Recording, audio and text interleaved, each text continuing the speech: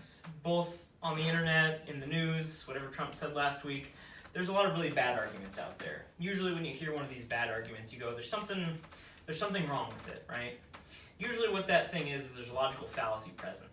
A logical fallacy is just a piece of an argument that tries to pass stuff off as a reasonable or logical argument, but it's not, okay? Now, it's important to know what a logical fallacy is, to know about logical fallacies, because according to the essay Logical Fallacies in the Art of Debate by Whitman, if you point out a logical fallacy, it's a way of removing an argument from debate rather than just weakening it. So if you can find a logical fallacy in someone's argument, you can negate that argument and move on to something else, something more concrete. Likewise, according to the book Mastering Logical Fallacies, recognizing the vulnerabilities in others' arguments means recognizing your own vulnerabilities as well. So you can both spot and decipher bad arguments from other people, and you can make better arguments for yourself. Okay? Now, a good logical argument is a pretty basic thing. According to the video series on logic put out by the University of Leiden's Humanities Department, a logical argument consists of two parts: a premise or premises and a conclusion. An example of this would be, premise 1 would be, I'm wearing clothes. Premise 2 is people who wear clothes aren't naked. Therefore, I'm not naked. Okay? It's a really basic logical progression. It's deductive reasoning. Okay?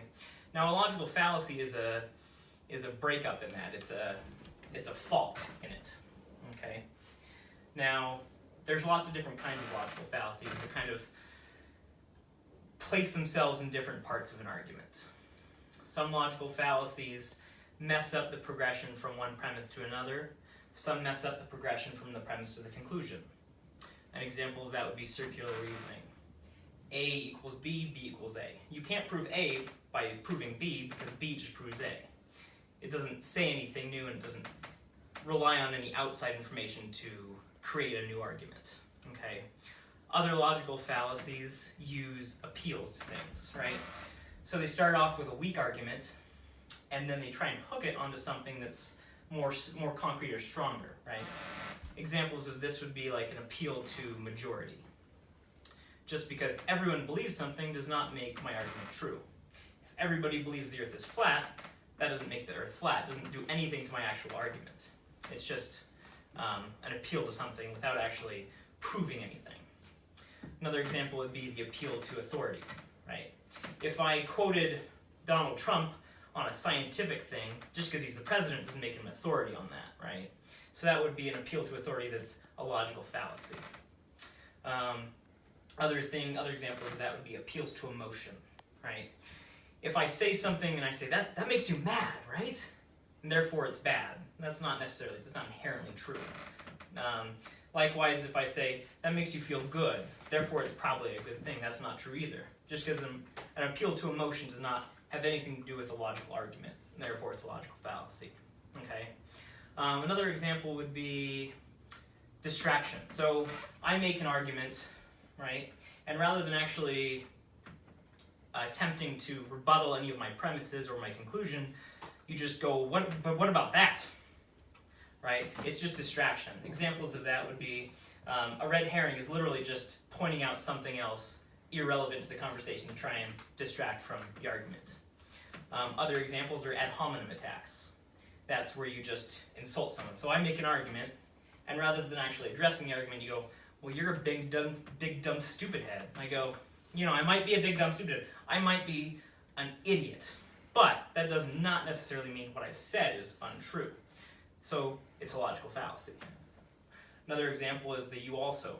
There's to Coke. Well, I probably messed that up. But basically say, if I said drinking in excess is bad for your health, and you go, but you also drink, that's irrelevant as far as to what I say. Like, I may drink, but that doesn't mean that drinking in excess isn't also bad for you. That's a logical fallacy as well.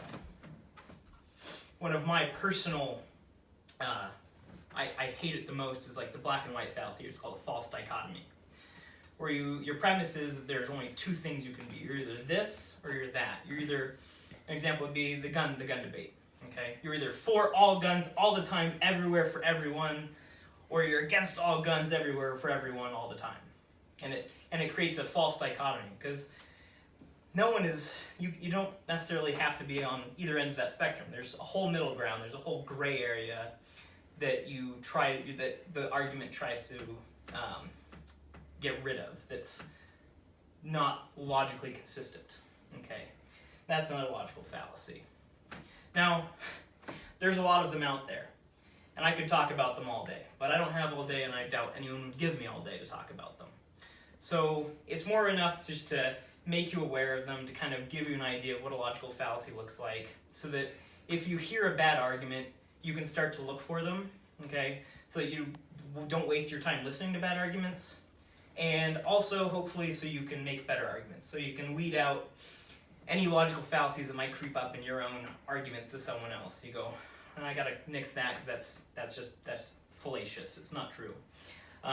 So hopefully you'll listen to better arguments, hear better arguments, and make better arguments, because otherwise stupid happens, and you don't want stupid to happen to you.